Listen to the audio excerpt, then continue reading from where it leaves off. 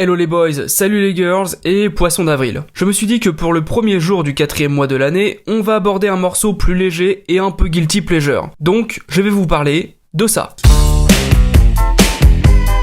C'est parti.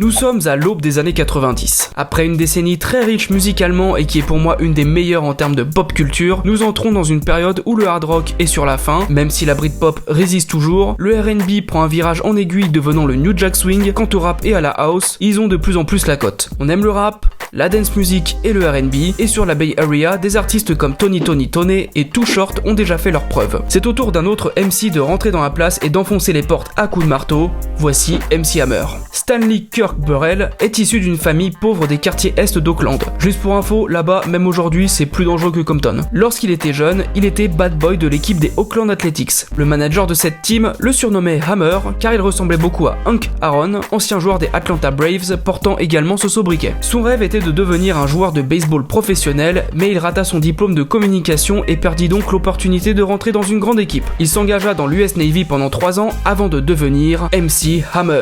Il sort un premier album, Feel My Power, se produit dans les clubs de San Francisco et d'Auckland et se fait remarquer par son flow et sa façon de danser particulière. Il signe alors un deal chez Capitol, filiale d'Universal. On a l'impression que c'était tellement simple de percer à l'époque alors que pas du tout. Au contraire, ce sont des coups de chance à chaque fois. En 1998, il sort son deuxième album et premier album officiel, Let's Get It Started, certifié double platine au KLM. Mais c'est rien encore, car en 1990, il publie Please Hammer, Don't Hurt Them, qui fait disque de diamant un an après sa sortie. Il s'agit du premier LP de hip-hop à être certifié diamant. Et sur ce projet, on retrouvera le single You Can't Touch This. Comme beaucoup le savent, la prod est une boucle de l'incroyable bassline de Rick James, Super Freak. Écoutez ça.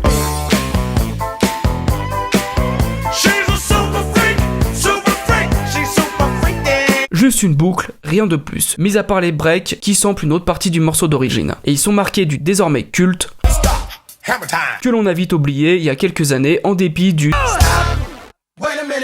de Bruno Mars. Les paroles sont assez simples car c'est plutôt un tube prévu pour le turn-up, mais il nous parle un peu d'où il vient comme avec cette phrase. Il joue aussi sur l'ego trip.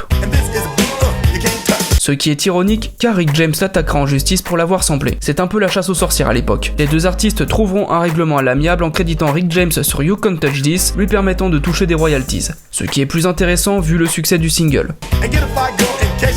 Une fly girl est un terme qui vient de la série In Living Color qui était produit par la Fox. En gros, ça désigne une fille qui a de belles fesses. Je pense que le facteur le plus important du succès de You Can't Touch This est le clip vidéo. Il est très early 90s, mais je trouve qu'il a son charme. MC Hammer et son crew font une danse endiablée largement inspirée du popping, du locking et du boogaloo afro-cubain. Avec ce tube, le rappeur d'Auckland popularise le Running Man qui donne l'impression de courir sur place et que l'on avait déjà vu dans le clip de Janet Jackson, Rhythm Nation. Ce jeu de jambes s'inspire d'une danse africaine comme on peut le voir dans cet extrait du concert du musicien nigérian Fela Kuti. Mais on a aussi d'autres mouvements encore utilisés en danse de nos jours comme le bump, le butterfly et le typewriter, en français machine à écrire, avec son déplacement latéral qui est assez impressionnant. Dans le film Charlie's Angels, on peut voir Cameron Diaz danser comme le marteau de la Bay Area et c'est vraiment cool. Au final, ce morceau deviendra culte et la certification de son album est significative car elle a officialisé le hip-hop comme étant un vrai genre musical et plus comme une sous-culture. MC Hammer gagnera 3 Grammy Awards, celui de la meilleure prestation rap en solo, du meilleur clip vidéo format long et de la meilleure chanson R&B. Ensuite, il sortira Too Legit to Quit, album sur lequel apparaîtra le morceau éponyme où il invitera James Brown dans son clip.